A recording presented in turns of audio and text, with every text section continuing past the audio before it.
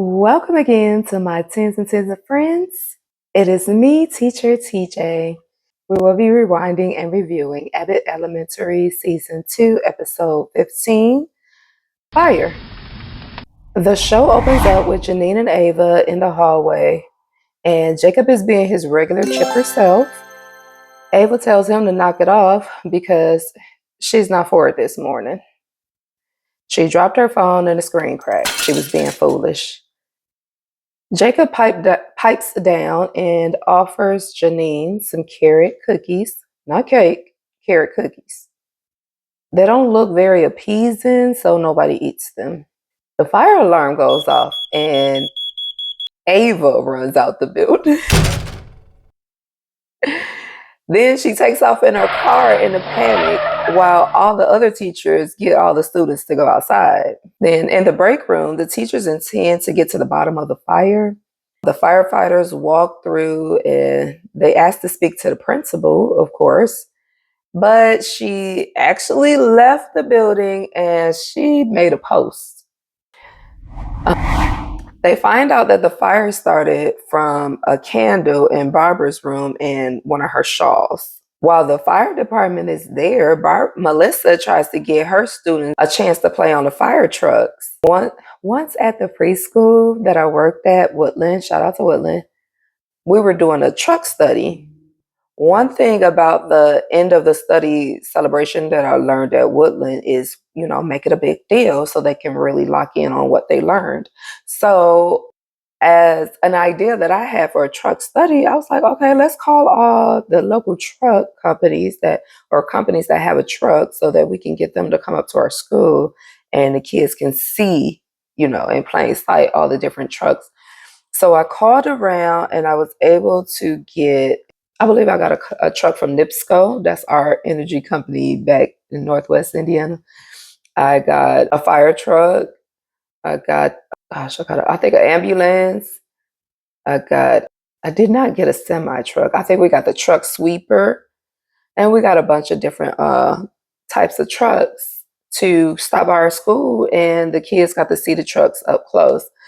And the director was like, "All right, good job. I'm proud of you. You're really standing out right now. You're really shining bright like a diamond, like a star." Okay, she didn't say that, but she was like, good job. If you give me a task and a budget, like I didn't have a budget, but I knew that whatever I thought of we could do, I'm gonna take off. So, but I'm not one to be like, oh, I did this. Like, for instance, we had a fashion show. No, I think we were studying colors. And I was like, oh, let's have a fashion show. And I don't remember if I came up with each class get a color or what it was, but hey, it was lit. What else? I was actually so good at arranging the celebrations at the end of the study that she was like, you know what, you just take this gift card and just, relax for a minute. We'll, see what the other classes got. But my co-teacher, which was actually the lead teacher, she went to the office and just tried to take all my little credit. It was like, girl, like, I don't care to be the one recognized as the brains of the operation or whatever, but don't just take my credit. You know what I mean? So they knew she was lying because she had been there for like 12 years and never had an idea. So how was this you, girl? How was this you? It wasn't. To the foolish people out there stealing credit for other people's work, knock it off. We all know it's not you. How it's gonna be you? It wasn't you all this time. How it's gonna be you today? Knock it off. Let them people shine for doing their good work. Back to Abbott. Since the firefighters needed someone to talk to, Mr. Eddie volunteered himself as the interim principal.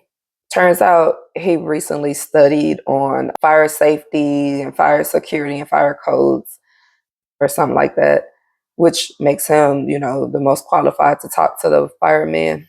So he did. The fire safety counselor visited all the classrooms, so didn't know that was a thing. But, just to let the children know that everything is okay and they're safe, and to let all the students know that she was available if they needed someone to speak to. And they made some notes about Barbara's classroom because that she was the class responsible for the big fire. Well, it wasn't even a big fire, it was a small fire. But in Janine's class, she's talking to the lady as if she is her personal counselor. Janine got to stop giving all her business out to people she don't know. But outside, Melissa is in the fire truck opening doors, and the kids are beginning to want to go back inside. They're like, okay, yeah, we seen it truck. Yeah, we get it, bye. But Melissa is very excited about the fire truck, but her students were not. The fire counselor figured it was something up with Barbara, and she begins to ask Barbara extra questions to try to get to the bottom of things. After speaking to the counselor, Gregory lets Barbara know he'll be there if she needs to talk, and he insists that she attends the fire safety mandatory meeting. Don't you just love mandatory meetings? I would keep my comment on them because when I open my center, I want everyone to believe that these mandatory meetings are mandatory. But at the meeting, when the fire marshal asked about what was the leading cause of fire, Mr. Johnson says the CIA.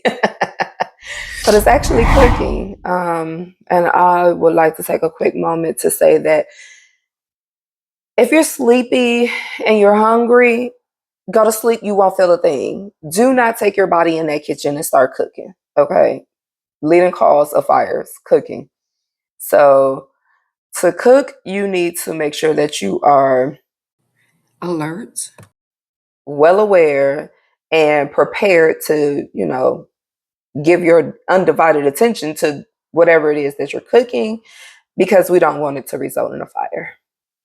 The second leading cause of fires were intentional actions. I guess those would be your and heating, which usually I guess what happened in the wintertime, space heaters and such. Everyone tried comforting Barbara about starting a fire, but they didn't really make a difference. Barbara has been stressing out about her husband, Gerald, because he had a prostate scare. Melissa says that she's sorry, and she tries comforting her and says sometimes you have to just keep on trucking.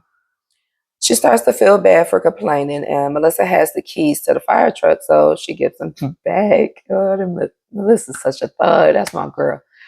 Barbara says she won't be lighting her candles anymore, at least not at school, I hope.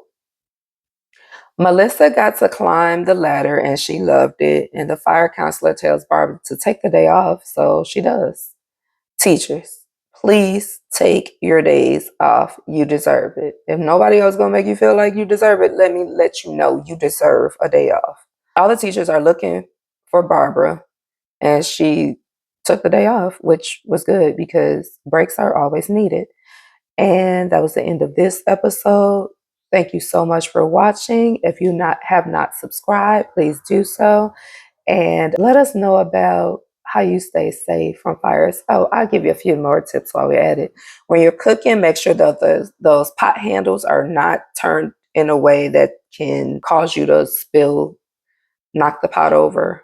Always remember that grease fire should be put out with flour or cornmeal or something of that nature.